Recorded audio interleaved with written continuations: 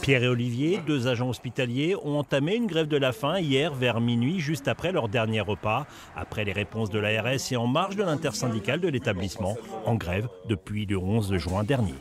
Alors on avait des questions très claires avec l'ARS. On ne demande pas monts et merveilles, on leur demande juste qu'ils arrivent à nous mettre sur un papier que Vierzon conserve sa maternité, son bloc chirurgical en 24 heures sur 24, 7 jours sur 7, c'est-à-dire sa ligne de garde qui assure la sécurité de toute la population du bassin de vie vierzonnaise, qu'elle conserve sa chirurgie conventionnelle. Et c'est tout ce qu'on demande. Ce n'est pas un geste de désespoir, mais une initiative citoyenne pour défendre leur hôpital.